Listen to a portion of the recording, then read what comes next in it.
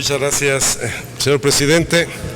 Al igual, haciendo potestad del derecho que me otorga el artículo 201 de nuestro reglamento, yo voy a permitirme agrupar en un solo acto las 4 reservas que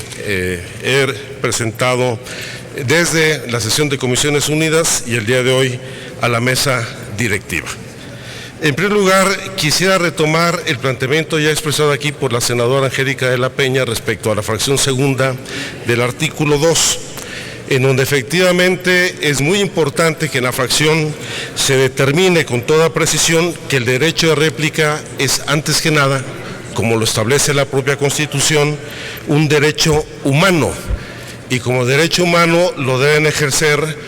todas las personas físicas o morales.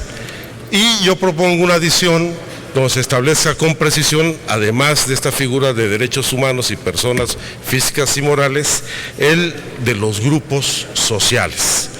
porque en ocasiones algunos de los grupos que no tienen figura jurídica establecida van a poder acreditar, como es parte de las restricciones que ve en esta ley, el interés jurídico para poder hacer este ejercicio de este derecho de réplica ante los medios de comunicación. Y al mismo tiempo, en la fracción, hacer unas adiciones más, particularmente cuando se refiere a el ejercicio del derecho de réplica, cuando sean publicadas o difundidas las rectificaciones, aclaraciones o respuestas que resulten pertinentes respecto de datos, informaciones transmitidas o publicadas por los sujetos obligados que aludan y que sean inexactos o falsos y discriminatorios, porque el concepto de discriminación en el derecho de réplica también debe de ser incluido. Tratándose de un derecho humano fundamental y la existencia dentro de estos, el derecho a la no discriminación, dentro de la definición del derecho de réplica en el artículo 2, fracción segunda, debería estar contemplado. De la misma manera, y como lo señalé en la intervención durante la presentación del dictamen, el artículo 5 plantea de manera tan genérica y amplia el concepto de crítica periodística, para la cual debe estar sujeta al derecho de réplica, que puede representar todos los géneros o no puede representar necesariamente alguno,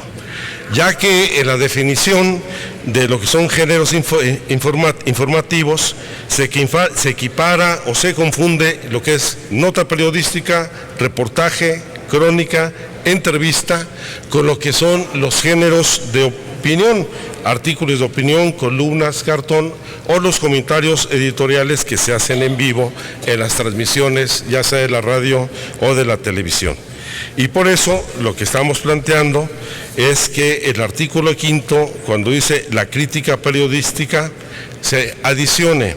en los géneros informativos para que no quede ninguna ambigüedad y se abarque todos los conceptos que se refieren a los géneros informativos sean motivo de este ejercicio por parte de los ciudadanos. En el artículo 25 planteamos eliminar la fracción segunda. Por supuesto, hay que recordar que el artículo 25 se refiere al inicio de procedimientos para el ejercicio del derecho,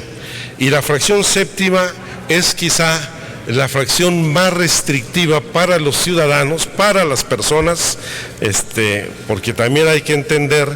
que desde el momento en que modificamos el concepto de derechos humanos para las personas, se ejercen también para los menores de edad que no tienen